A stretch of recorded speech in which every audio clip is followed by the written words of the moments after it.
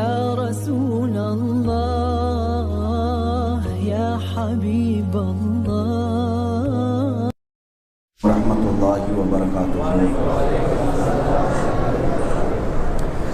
الحمد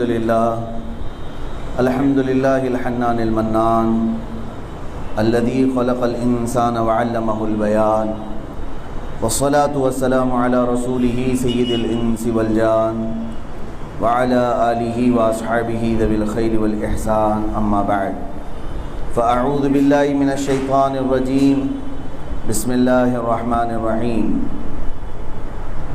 انما المؤمنون اخوہ فاصلحوا بین اخویکم واتقوا اللہ لعلکم ترحمون۔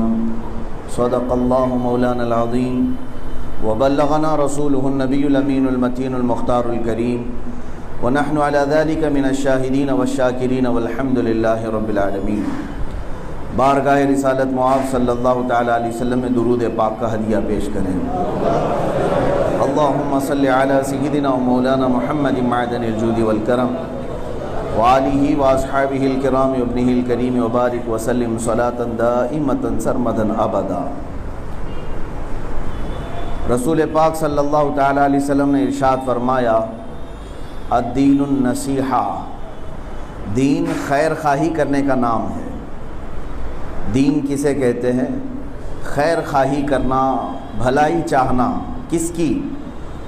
للہ ولرسولہ وللمؤمنین، اللہ کے لیے، رسول کے لیے اور مومنوں کے لیے خیر خواہی چاہنا، یہی دین ہے۔ اور قرآن کی آیت میں نے جو پڑھی اس میں مولا کریم ارشاد فرماتا ہے، محبوب آپ فرما دیں تمام مومنین بھائی ہیں، تمام مومنین آپس میں بھائی ہیں، تو اپنے بھائیوں کے درمیان صلح کرائیں۔ ایمان ایک ایسی چیز ہے جو پوری دنیا کے مومنین کو ایک رشتے سے جوڑ دیتی ہے۔ یہ ایمان ہی ہے جو مجھے آپ سے قریب کرتی ہے، آپ کو مجھ سے قریب کیا جاتا ہے ایمان کی بدولت، اور جس کے سینے میں ایمان ہے وہ دوسرے ایمان والوں کا درد بھی رکھتا ہے۔ یہی تو تبدیلی ہے۔ ایمان لانے سے پہلے جو لوگ آپس میں گتھم گتھا ہوا کرتے تھے، لڑتے تھے، تاریخ اگر میں آپ کو بتاؤں، مدینہ طیبہ جب حضور پاک صلی اللہ تعالیٰ علیہ وسلم تشریف لائے تھے، وہاں دو خاندان تھے، ایک اوس اور خزرج، دوسرا دو خاندان، یہ دونوں کے درمیان جنگ چلتی تھی، لڑائیاں چلتی تھیں۔ کس بات پر جنگ شروع ہوئی تھی؟ یہ بھی عجیب بات ہے، سننے میں عجیب لگتا ہے۔ ایک خاندان والے نے دوسرے خاندان والے کی کھٹوری توڑ دی تھی اور اس پر جنگ شروع ہو گئی۔ لڑائیاں اتنی لمبی ہو گئی کہ یہ لڑائی 120 سال تک چلی، 120 سال تک جنگ چلتی رہی اوس اور خزرج کے درمیان۔ ہر مرنے والا اپنے بیٹے کو نصیحت کر کے مرتا تھا، بیٹا جنگ بند نہیں ہونا چاہیے ورنہ ہماری ناک کٹ جائے گی۔ ان کے اگر 4 مارے ہیں تو ان کے 8 مارے جائیں گے۔ اس طرح سے یہ لڑائیاں اتنی لمبے سالوں تک چلتی رہیں، ایک دوسرے کے سخت ترین دشمن تھے۔ صرف سال میں 4 مہینے جنگ بند رکھتے تھے اور باقی پورے 8 مہینے جنگ کرتے رہتے تھے۔ انہی میں کئی لوگوں کی زندگیاں ختم ہو گئی تھیں، لیکن مصطفیٰ کریم صلی اللہ تعالیٰ علیہ وسلم جب تشریف لائے تو آپ دیکھیں پورا کیسا بڑا انقلاب مدینے میں آیا۔ اللہ کے نبی صلی اللہ تعالیٰ علیہ وسلم نے سب سے پہلا کام جو مدینہ طیبہ میں فرمایا مسجد نبوی کی تعمیر کے بعد، وہ تھا عقد مواخات۔ عقد مواخات کسے کہتے ہیں؟ بھائی چارگی کا عقد بنایا۔ آپ نے عقد نکاح تو سنا ہوگا نا، نکاح کا عقد کہتے ہیں باندھنے کو۔ دنیا میں ایک مثال ایسی بھی ہے کہ حضور نے بھائی بھائی کا رشتہ کرایا۔ جو صحابہ ہجرت کر کے مکہ سے آئے تھے مدینے میں، جو حضور پاک صلی اللہ تعالیٰ علیہ وسلم کے پاس آئے تھے دور دراز سے اپنے گھر بار چھوڑ کر، اور جو مدینے میں موجود تھے صحابہ، انصار صحابہ، حضور پاک صلی اللہ علیہ وسلم کیا فرماتے؟ ایک مہاجر صحابی کو بلاتے، ایک انصاری صحابی کو بلاتے اور دونوں کے ہاتھ پکڑا کر کہتے آج سے تم دونوں بھائی بھائی ہو۔ یہ عقد مواخات۔ سارے مہاجرین کو انصار کا بھائی بنایا گیا، آپس میں ان کے کوئی رشتے نہیں تھے، کوئی خاندان ملتے نہیں تھے، لیکن جب نبی پاک نے فرما دیا تو ان صحابہ نے ایسی لاج رکھی اس بات کی کہ وہ انصار صحابہ جن کو حضور نے مہاجرین کا بھائی بنایا، وہ اپنے مہاجر بھائی کو گھر لے کر کے جاتے۔ ان میں ایک صحابی ہیں حضرت سعد رضی اللہ تعالیٰ جن کے بھائی عبد الرحمن بن عوف بنے۔ جب وہ اپنے گھر لے گئے تو حضرت سعد کہتے ہیں میرے بھائی عبد الرحمن دیکھو میری اتنی جائیداد ہے، میرے اتنے باغیچے ہیں، میرے بازار میں اتنی دکانیں ہیں، آج سے تم میرے بھائی بن گئے، حضور کے فرمان کے مطابق تو ہر چیز میں اب ہمارا اور تمہارا آدھا آدھا حصہ ہوگا، میری جائیداد میں آدھا تمہارا آدھا میرا، دکانوں میں آدھی میری آدھی تیری، باغیچے میں آدھا میرا اور آدھا تیرا۔ یہاں تک کہ انہوں نے کہا میری 2 بیویاں ہیں، میں ایک کو طلاق دیتا ہوں، عدت کے بعد تم نکاح کر لو، اس لیے کہ اس نئے شہر میں پتہ نہیں تم سے کون سا رشتہ ہوگا۔ صحابہ کرام رضوان اللہ تعالیٰ علیہ مجمعین نے عقد مواخات، بھائی چارگی کو اتنا بڑھاوا دیا کہ پھر ان کا حال یہ تھا مدینہ طیبہ میں۔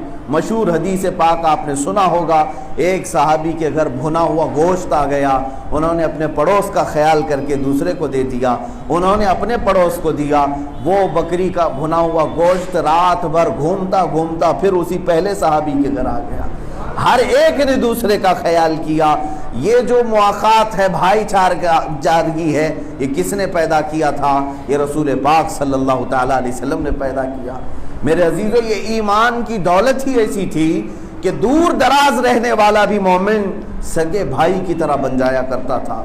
آپ دیکھیں مدینہ طیبہ میں کہاں کہاں سے صحابہ آئے، کہاں سے آئے؟ ملک شام سے آئے، یمن سے آئے، حبشہ سے آئے، روم سے آئے، مصر سے آئے، لیکن جب مدینے میں آ کر رہنے لگے تو ایک ماں کے سگے بیٹوں کی طرح رہنے لگے، ایک دوسرے کے اوپر وہ جان نچھاور کرتے تھے، ایک دوسرے کے لیے اپنی جانیں بھی قربان کرتے تھے۔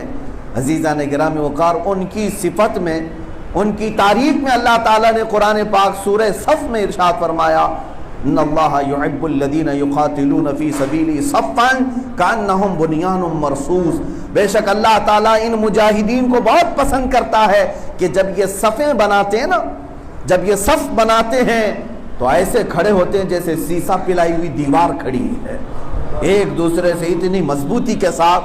آپ کو اگر ایک واقعہ میں بتا دوں، حضرت عمر فاروق رضی اللہ تعالیٰ عنہ کے زمانے میں جب آپ کو مسجد نبوی شریف میں نماز کے حالت میں آپ جب نماز پڑھا رہے تھے، فجر کی نماز، اس وقت فیروز نام کا ایک بدبخت خارجی مجوسی نے آپ کو خنجر مارا اور مسلح پر ہی شہید کیا تھا حضرت عمر فاروق کو۔ 1 رکعت ہو چکی تھی، صحابہ نماز پڑھ رہے تھے، اب مارنے والا چاہتا تو مسجد سے باہر نکل جاتا، صحابہ اکرام کی صفیں اتنی مضبوط تھی کہ پوری نماز تک وہ باہر نکل نہیں سکا۔ یہاں تو لوگ کندھے سے کندھا ملانے میں بھی کچھ لوگ شرم محسوس کرتے ہیں۔ میرے عزیزوں، ایمان کی علامت ہے کہ کندھے سے کندھا ملا کر کے تمہیں جو کھڑا کیا جا رہا ہے، تاکہ تمہارے اندر سے انانیت، تکبر، گھمنڈ، یہ ساری چیزیں ختم ہو جائیں۔ ہوں گے تم وقت کے بادشاہ، امیر زادے، لیکن بارگاہ الہی میں آؤ تو ایک فقیر بھی برابر ہے، امیر بھی برابر ہے۔ ایک ہی صف میں کھڑے ہو گئے محمود و ایاز، نہ کوئی بندہ رہا نہ کوئی بندہ نواز۔ عزیزان گرامی، یہ اسلام کی خصوصیات ہے۔ یہ ایمان کی دولت جب تمہارے پاس آتی ہے تو ہر ایک دوسرے کا درد بھی تمہارے اندر آ جانا چاہیے، دوسرے کی بھلائی کا خیال بھی تمہارے اندر آ جانا چاہیے۔ تو صحابہ کرام کی صفت میں اللہ نے تعریف میں قرآن میں بیان کیا کہ یہ صف بھی لگاتے ہیں تو اتنی مضبوطی کے ساتھ کھڑے ہو جاتے ہیں، اور یہی تو حالت تھی کہ دوسرا کوئی ان پر حملہ آور نہیں ہونے چاہتا تھا، کیونکہ پتا تھا ایک بھی ان کی جماعت سے مارا جائے گا تو یہ پورے کے پورے صحابہ کھڑے ہو جاتے تھے، پورے صحابہ کھڑے ہو جاتے تھے۔ کئی غزوے ایسے ہیں جس میں یہودیوں نے کسی ایک مسلمان کے ساتھ چھیڑ خانی کی، مثال کے طور پر تبوک، جنگ تبوک جو ہوئی ہے، اگر اس کا پس منظر معلوم کریں آپ، حضور پاک صلی اللہ علیہ وسلم نے اپنا ایک قاصد بھیجا تھا جارڈن کی سرزمین کی طرف۔ حضور پاک صلی اللہ تعالی علیہ وسلم نے اپنا قاصد ایمان کی دعوت دینے کے لیے حضور بھیجا کرتے تھے، ایک قاصد کو بھیجا، اس علاقے کے لوگوں نے رسول پاک کے قاصد کے ساتھ بدتمیزی کی اور یہاں تک کہ ان کا قتل کر دیا۔ تو آپ ایک قاصد کو قتل کرنا کتنا بڑا جرم تھا۔ خود رسول پاک صلی اللہ علیہ وسلم صحابہ سمیت مدینے سے نکل گئے، 900 کلومیٹر کا فاصلہ تھا، لیکن رسول محترم صلی اللہ تعالیٰ علیہ وسلم کے صحابہ نکلے تاکہ دنیا کو یہ بتایا جائے ہماری جماعت سے ایک کا بھی قتل ہونا پورے لوگوں کے قتل کے برابر ہے۔ قرآن کہتا ہے من قتل نفسا متعمدا، ایک شخص کو جان بوجھ کر کے قتل کرنا، فکأنما قتل الناس جميعا، گویا کہ اس نے سارے انسانوں کا قتل کر دیا۔ آج یہ حالات بدل گئے، ایمان والوں کے قتل پر ہمارے ہاں سے کوئی آواز بھی نہیں اٹھتی۔ آج لوگوں کے اندر چپی ایسی آ گئی کہ لوگ یہ سمجھتے ہیں کہ بولیں گے تو پھر ہم پتہ نہیں پکڑے جائیں گے، مارے جائیں گے۔ اگر ایمان کے ذرات قلب میں باقی ہیں تو میرے عزیزوں دوسروں کے درد کا احساس کرو۔ آج اگر ہمارے گھر میں باپ کا جنازہ اٹھنے والا ہو، ماں کا جنازہ جانے والا ہو، تو ظاہر سی بات ہے کہ ٹیلی ویژن کے سامنے بیٹھ کر کے دھوم دھڑاکہ کوئی نہیں کر رہا ہوتا ہے، گانے باجے اور ناچ گانے نہیں کر رہا ہوتا ہے۔ گھر کے اندر جنازہ ہو، حد تو یہ ہے کہ ہم غم کے عالم میں تو چولہا بھی نہیں جلاتے گھروں کے اندر، کسی کے گھر میں میت ہو جائے۔ لیکن آج مومنین پر جو اس قدر برے حالات آئے، جن کی مسجدوں کو جلا دیا جا رہا ہو، ان کو پکڑ کر کے قتل کر کے ان کا خون بہایا جا رہا ہو، اس وقت بھی اگر ہمارے نوجوان پٹاخے اڑانے میں مصروف ہیں اور رات بھر پب جی کھیلنے میں مصروف ہیں، تو پھر یہ بات پتہ چلتی ہے کہ پھر تمہیں دوسروں کے درد کا احساس ختم ہو گیا، تم مومنین کا درد نہیں رکھتے۔ بے چینی تو تمہارے اندر ہونی چاہیے۔ آپ کو پتہ ہے ایمان جو ہے، ایمان کی نشانی کیا ہے؟ میرے آقا صلی اللہ علیہ وسلم فرماتے ہیں مثل المؤمن کمثل جسد اذا اشتكى عضو تداعى له سائر الجسد بالسهر والحمى او كما قال رسول اللہ صلی اللہ علیہ وسلم۔ میرے آقا صلی اللہ علیہ وسلم فرماتے ہیں مومن کی مثال ایسی ہے جیسے ایک جسم ہے، سارے مومنوں کی مثال ایک جسم کی طرح ہے۔ ایک عضو کو بھی، ایک پارٹ کو بھی تکلیف ہو تو پورا جسم بے قرار ہوتا ہے۔ اگر انگوٹھے کا ناخن اکھڑ گیا تو سر میں بھی درد ہوتا ہے، جسم میں بھی بخار آ سکتا ہے۔ ارے میاں ایک بال بھی اکھڑ جائے تو پھوڑی ہو جاتی ہے، پورا ہاتھ درد کرنے لگتا ہے۔ تو جسم کی مثال فرمایا میرے آقا نے مومنوں کو، ایک عضو کو تکلیف ہو تو پورا جسم بے قرار ہوتا ہے، سر درد ہو تو کھانا اچھا نہیں لگتا، اور چکر آنے لگے تو کام کرنا اچھا نہیں لگتا۔ اسی طرح ایک مومن کو بھی تکلیف ہو تو پورے مومنین کو بے قرار ہونا چاہیے، پورے مومنین کو تڑپ جانا چاہیے۔ آج دوسری قوموں کے اندر تو اتحاد دیکھنے کو مل رہا ہے، ہم نے دیکھا ہے ماضی قریب میں، بلکہ ابھی بھی حالات ایسے ہیں، کسی ایک سکھ کو کسی نے ظلماً مار دیا تو ان کی ساری برادری راستوں پر آ گئی اور مطالبہ کرنے لگی کہ ایک کو مظلوم کو کیسے قتل کر دیا گیا، ہمیں انصاف چاہیے۔ میرے عزیزوں میں کسی بھڑکانے کی بات تو نہیں کر رہا، کم سے کم انصاف کا تقاضا کرنا بھی ہم بھول گئے۔ ہم آج ان باتوں کو بھی سختی محسوس کر رہے ہیں کہ انصاف کی طلب کرنا بھی اب جرم ہو گیا ہے۔ لوگ اب ایسا سوچنے لگے ہیں کہ مولانا آپ کے ہاں کیا ہو رہا ہے؟ آپ کے ہاں تو کچھ نہیں ہے نا، سب امن و امان ہے، آپ کھا رہے پی رہے جی رہے ہیں، ممبئی تو شانت ہے، آپ کا علاقہ شانت ہے، آپ یہاں وہاں کی باتیں کیوں کر رہے ہیں؟ میرے عزیزو تم نے ابھی ایمان کو محسوس نہیں کیا۔ ایمان کہتے کسے ہیں؟ ہمارا عقیدہ تو یہ ہے، ہم یہاں سے تڑپتے ہیں نا تو مدینے کے تاجدار بے قرار ہوتے ہیں۔ حضور پاک صلی اللہ تعالیٰ علیہ وسلم کو ہمارے درد کا احساس ہوتا ہے، کیونکہ جب ہمارا ایمان ہے اس بات پر کہ ساری دنیا کے مومنین کو اللہ نے بھائی قرار دیا ہے، تم کسی بھی خطے کے مسلمانوں کو مار رہے ہو تو درد ہوگا، تکلیف ہوگی۔ آپ کو بتاؤں میں، سن 90 ہجری کی بات ہے، ہندوستان کی سرزمین پر ایک ظالم راجا نے چند ان عورتوں کو قید کر لیا جو حج پہ جا رہی تھی، آج سے 1300 سال پہلے کی بات کر رہا ہوں، اور ان کو قید کر لیا، گنڈے ان کی عزت لوٹنے لگ گئے، تو ان عورتوں نے پکارا کوئی ہمارا بھائی ہے جو ہماری مدد کرے گا. تو کچھ عرب کے تجارت کرنے والے لوگ وہاں پر آئے ہوئے تھے.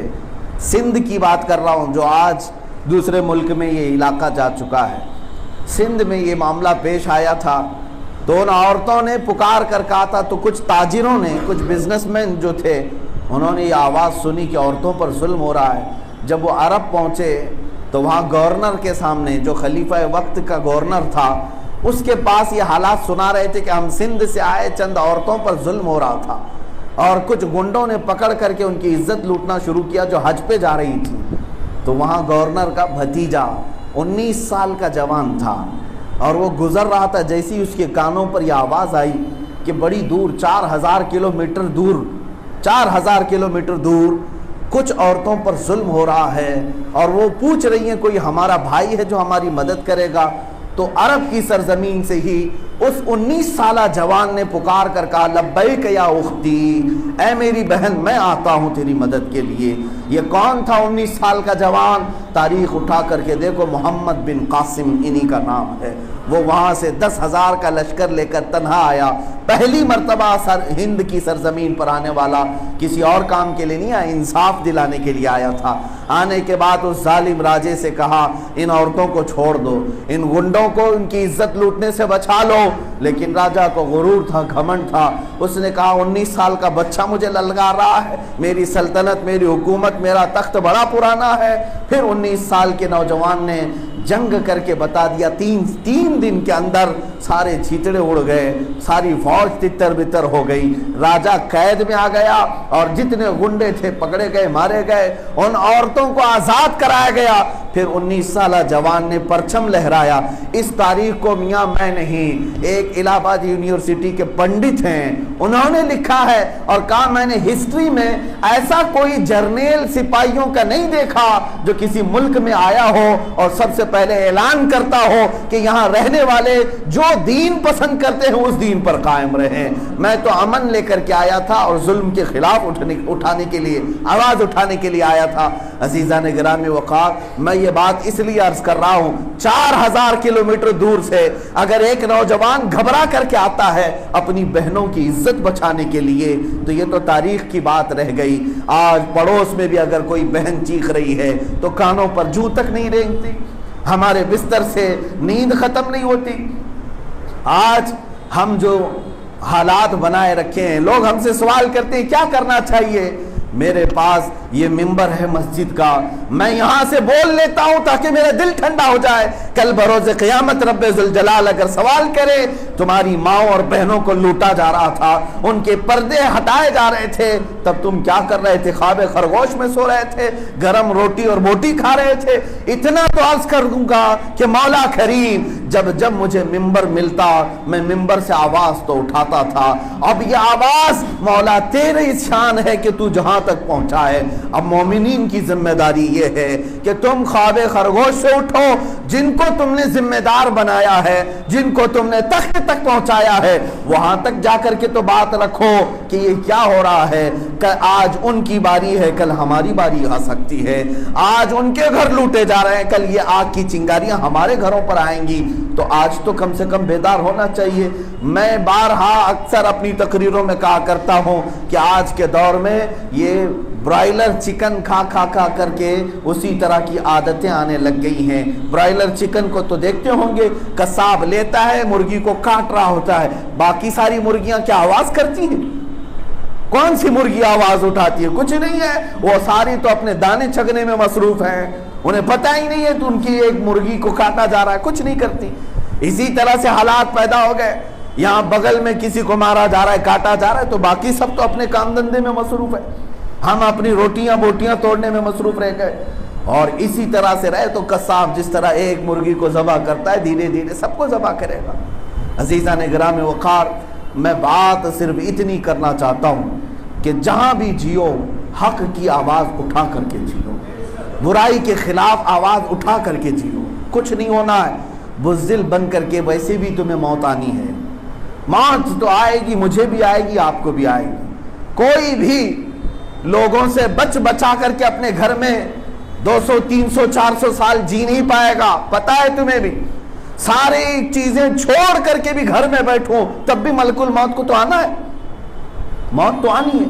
لیکن اسی بات کو میں کہتا ہوں کہ جب مرنا ہی ہے تو عزت کے ساتھ کیوں نہ مرے، عزت کے ساتھ کیوں نہ مرے، پرچم اسلام کو لہرا کر کیوں نہ مرے۔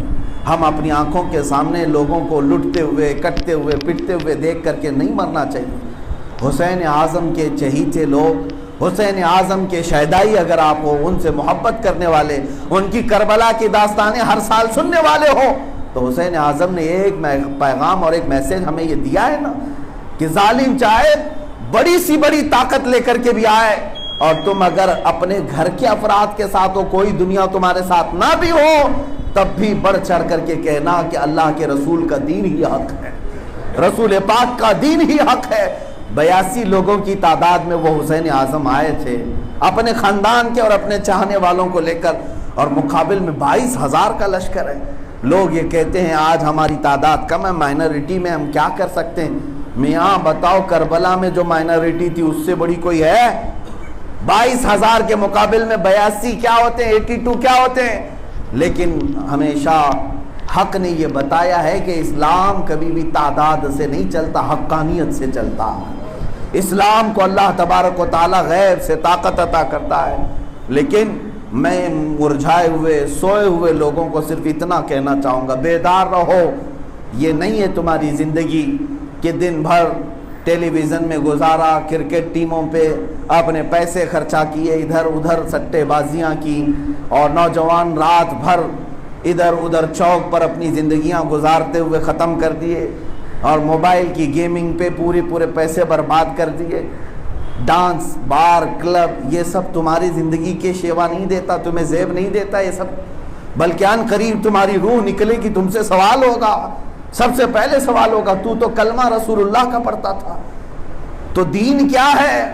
نہیں بتا پائیں گے لوگ۔ آپ یہ سمجھتے ہیں نا، قبر میں 3 سوالات ہوں گے، تمہارا رب کون ہے، تمہارا دین کیا ہے، اور حضور کے بارے میں کیا کہتا تھا۔ بہت سارے لوگ پہلے سوال میں اٹک جائیں گے، سب کو پتا ہے یہاں پر، لیکن مرنے کے بعد ساری میموری ختم ہو چکی ہوگی، سب ذہن سے جا چکا ہوگا۔ یہاں تو سب کو پتا ہے کتنے آسان سوال ہیں، قبر میں کیوں پوچھے جا رہے ہیں۔ یہاں ایک بچے سے بھی پوچھیں گے تو بچہ بھی کہے گا میرا رب اللہ ہے، میرا دین اسلام ہے، اور حضور صلی اللہ علیہ وسلم میرے آقا ہے۔ لیکن قبر میں یہی سوالات سب سے زیادہ سخت ہو جائیں گے۔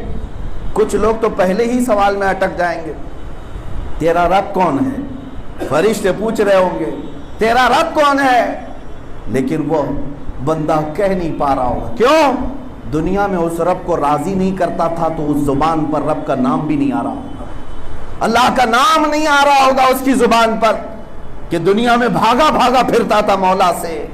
اور کچھ لوگ تو اپنے رب کو بتا دیں گے میرا رب اللہ ہے، دوسرے سوال پر اٹک جائیں گے، تیرا دین کیا ہے؟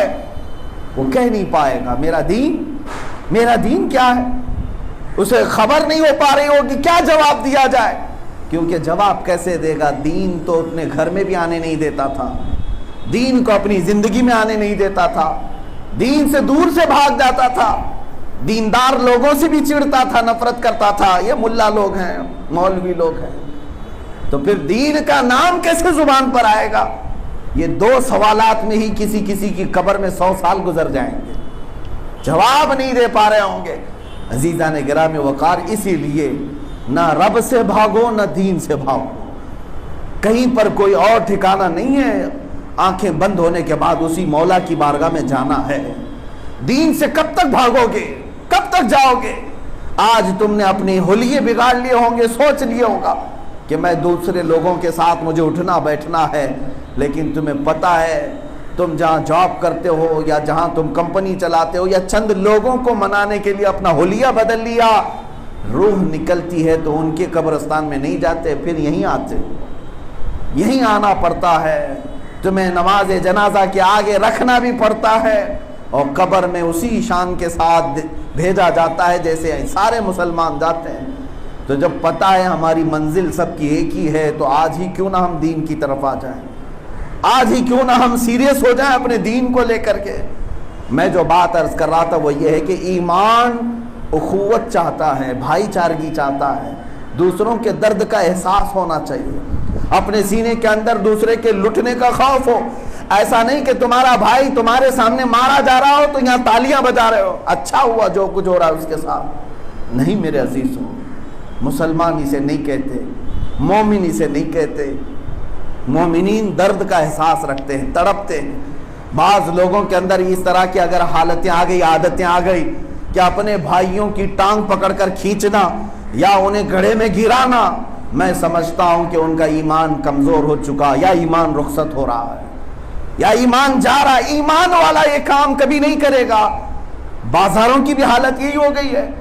ہم نے دوسروں کے بازار بھی دیکھے ہیں، وہاں ایک دکان پر ہم گئے، سامان نہیں ملا، وہ بھیجتا نہیں ہے میرے پاس یہ چیز نہیں ملے گی، بلکہ وہ پکڑ کر کے اپنے بھائی کی دکان تک پہنچاتا ہے. آپ کو جو سامان چاہیے وہ یہاں مل جائے گا، یہاں جائیے آپ. اور یہاں مومنین کے بازار میں ایسا ہے کہ اگر کوئی دوسرے کی دکان پر آ رہا ہو تو اس کے مال کی خرابی بیان کرے. وہ تو 2 نمبر کی چیزیں رکھتا ہے، وہاں کیا جاؤ گے؟ اس کے بزنس کو توڑنا، حسد کرنا، جلن کرنا، اس سے نہ تمہارے بازار میں برکت ہوگی نہ تمہارے تجارت میں برکت ہوگی. میرے عزیزوں، ایسے بھی حالات ہونے چاہیے کہ صحابہ اکرام رضوان اللہ تعالی علیہ مجمعین کی باتیں تو ایسی ہیں.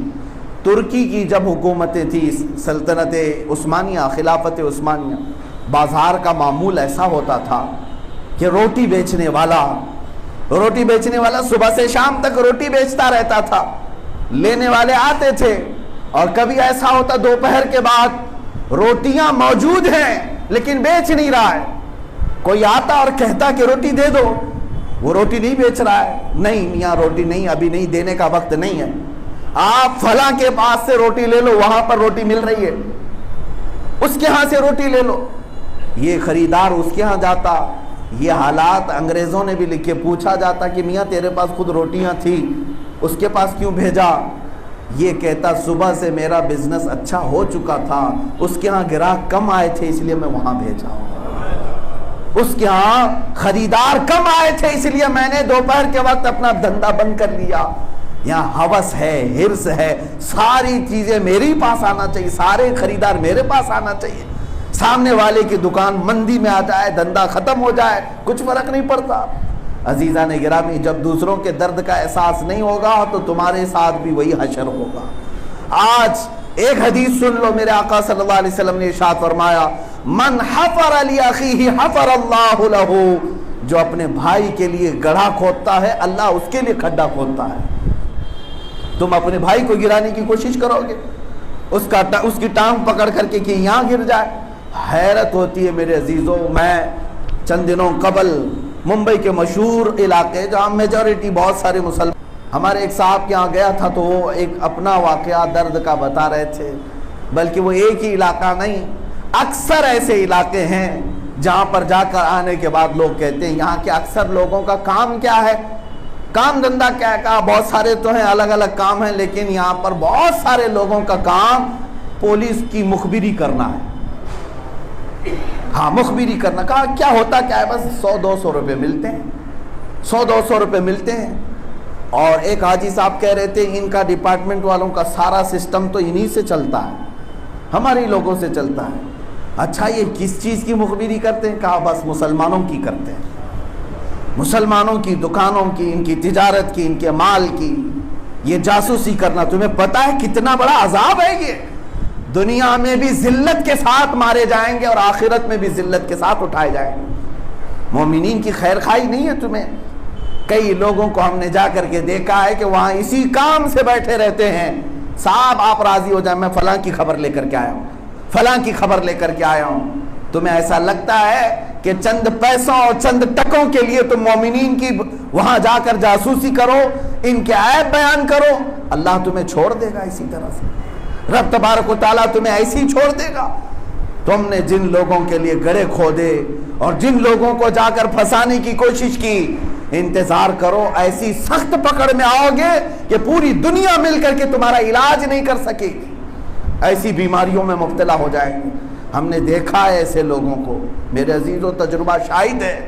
وہ ایسی خطرناک بیماریوں میں مبتلا ہوئے کیونکہ وہ رب کے غضب میں آ گئے، اللہ کے قہر میں آئے.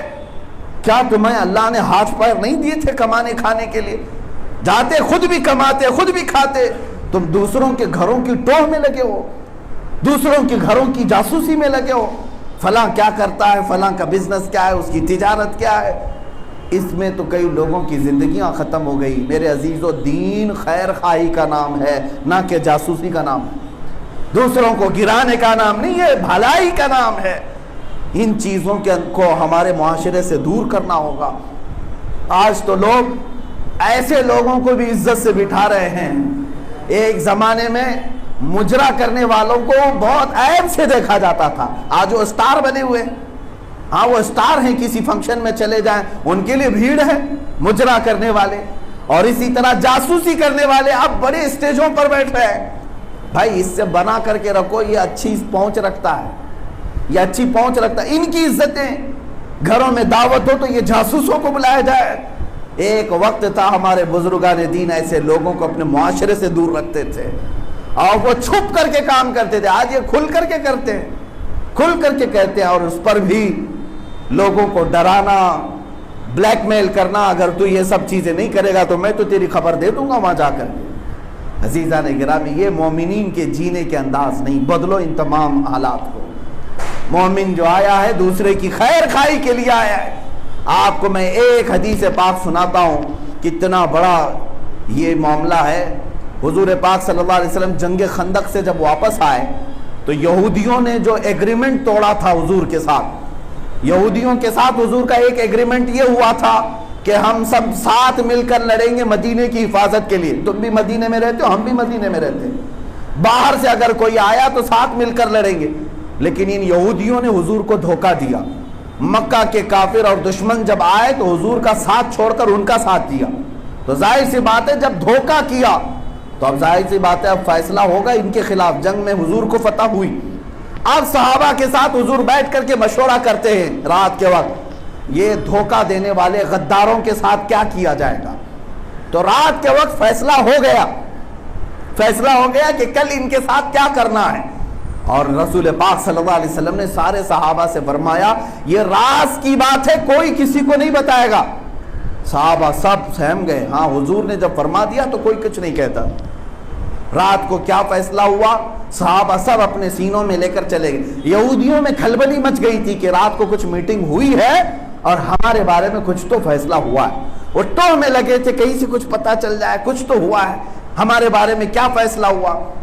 ایک صحابی تھے حضرت ابو لبابہ، حضرت ابو لبابہ، پرانی ان کی دوستی تھی یہودیوں سے، ایمان لانے سے پہلے ایک ہی محلے میں رہتے تھے، اب ایمان لائے، حضور کے ساتھ رہنے لگے، پھر بھی ایمان تو مضبوط تھا۔ جا رہے تھے، وہ یہودی بیٹھے ہوئے تھے، ان کو پکڑ لیا، کہا ابو لبابہ تمہیں پرانی دوستی کا واسطہ، تم ہمارے بچپن کے یار ہو، ہم سب ساتھ میں اٹھے بیٹھے ہیں، بتاؤ کل کیا فیصلہ ہوا۔ حضرت ابو لبابہ نے کہا نہیں یہ چیز میں نہیں بتا سکتا، یہ رسول پاک کا راز ہے، مومنین کا راز ہے، میں نہیں بتا سکتا، دوستی ہوگی تمہاری میری لیکن یہ چیز نہیں بتا سکتا۔ سنیے، ان یہودیوں نے اتنا اصرار کیا، بہت دیر تک ان کے ساتھ پتہ نہیں کیا کیا باتیں کی۔ تب حضرت ابو لبابہ نے صرف اتنا گردن کے پاس ہاتھ لے جا کر اشارہ کیا، یوں اشارہ کیا کہ تمہارے بارے میں فیصلہ ہو گیا ہے۔ سمجھ گئے یہودی کہ قتل کا فیصلہ ہوا ہوگا، اور رسول پاک نے رات میں یہ فیصلہ کیا تھا بوڑھوں کو شہر بدر کر دیں گے، جوانوں کو قتل کیا جائے گا جنہوں نے دھوکہ کیا ہے، غداری کی ہے مدینے کے ساتھ۔ حضرت ابو لبابہ نے صرف اشارہ کیا تھا، راتوں رات پورے یہودی بھاگ گئے مدینہ چھوڑ کر، جوان بھی چلے گئے، بوڑھے بھی نکل گئے۔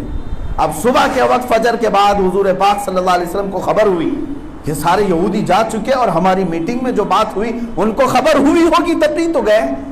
سارے صحابہ کو جمع کیا حضور نے، میرے آقا نے پوچھا رات کو جو فیصلہ ہوا تھا، میٹنگ ہوئی تھی، وہ کس نے میرا راز افشا کیا؟ مومنین کے درمیان کی بات یہود و نصارہ تک کیسے پہنچی؟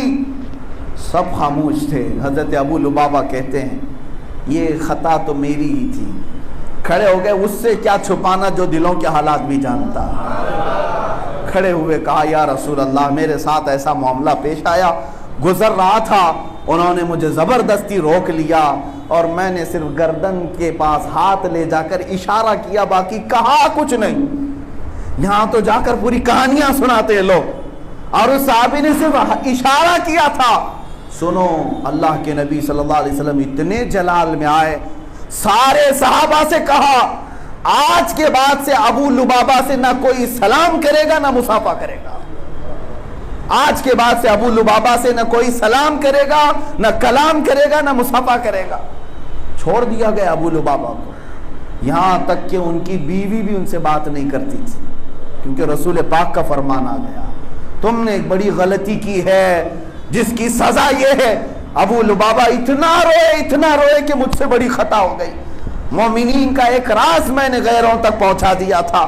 اس کے بعد ابو لبابہ نے اپنے آپ کو مسجد نبوی کے ایک ستون کے پلر سے باندھ لیا, ستون سے باندھ لیا, رسی سے باندھ لیا. ان کی بیوی آ کر انہیں باندھ دیتی تھی, کھانے کے وقت کھولا جاتا تھا اور کھانا کھاتے, نمازوں کے وقت کھولا جاتا, حضور کے پیچھے نماز پڑھتے, لیکن رسول پاک ان کی طرف منہ کر کے بھی نہیں دیکھتے تھے, چہرہ بھی کر کے نہیں دیکھتے تھے. ابو لبابہ پر اس طرح تقریباً 30 دن گزر گئے, مہینہ بھر گزر گیا, نہ کوئی صحابی قریب آتا تھا, نہ رسول پاک چہرہ ملاتے تھے.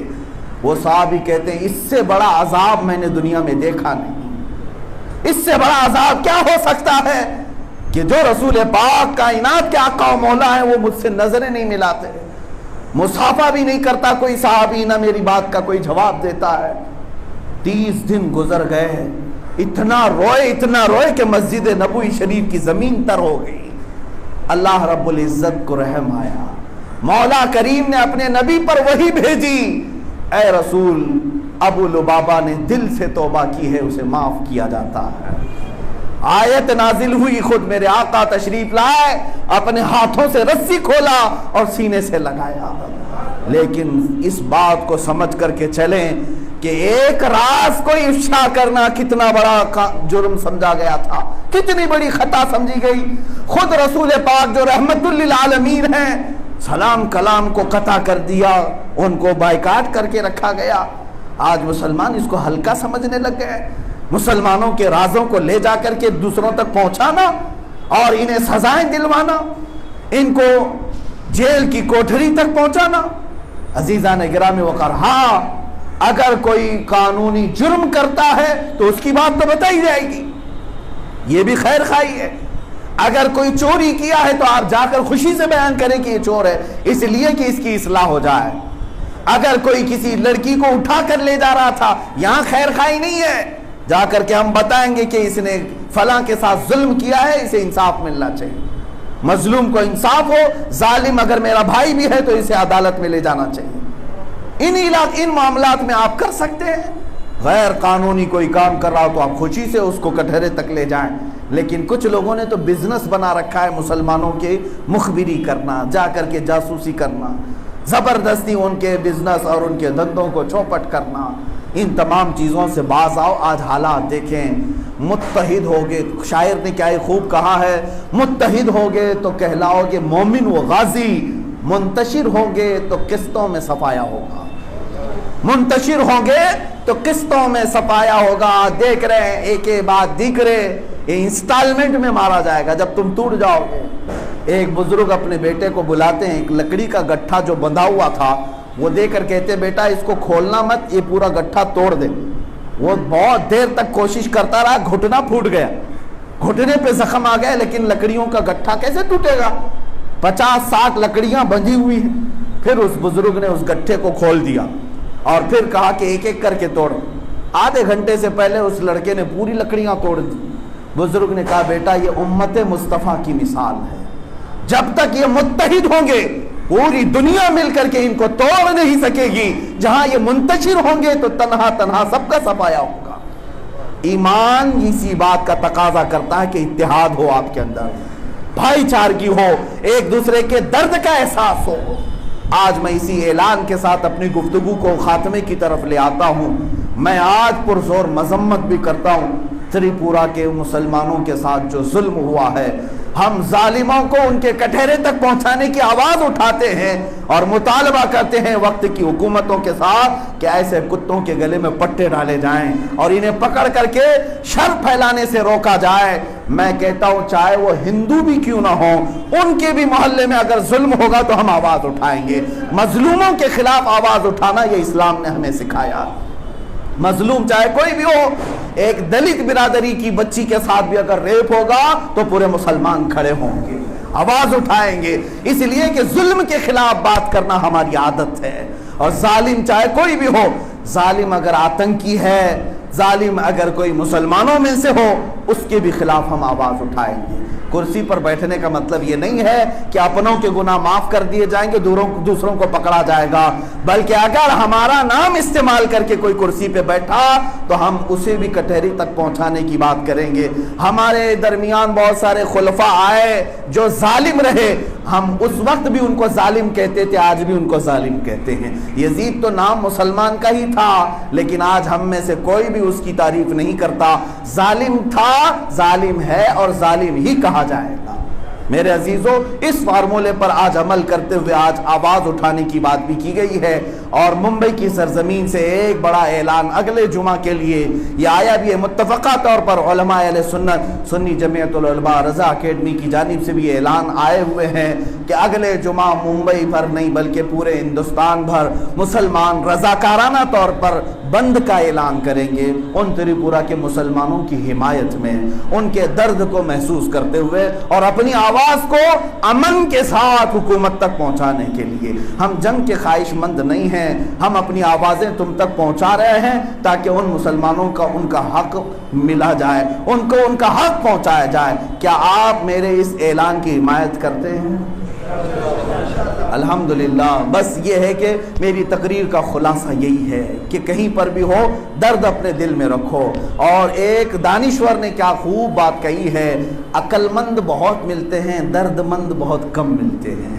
زیادہ عقل مندوں کی تلاش میں نہ رہو، درد مندوں کی تلاش میں رہو۔ اور عقل مند کبھی گھٹنے کے بل گر جاتے ہیں اور درد مند اللہ اس کے رسول کے قریب ہو جاتے ہیں۔ مولا کریم ہم سب کو درد مند دل عطا فرمائے، اور رب قدیر ہم سب کو کہنے سننے سے زیادہ عمل کی توفیق عطا فرمائے۔ اے رب ذوالجلال، برما، آسام، کشمیر، تریپورہ کے مسلمانوں کو غیب سے تو حمایت نازل فرما، امن و امان عطا فرما۔ جن بچوں کو مارا گیا مولا، ان کے گھروں کو، ان کے پسماندگان کو صبر عطا فرما، ان کو نعم البدل عطا فرما۔ الہ العالمین، جن ظالموں نے تیری مسجدوں کو شہید کیا، ان کو تو کیفر کردار تک پہنچا دے، ان کو تو عذاب علیم میں گرفتار فرما۔ اے قدیر و جبار خدا، اسلام و سنیت کا بول بالا فرما، کفر و شرک کے برے منصوبوں کو خاک میں ملا دے۔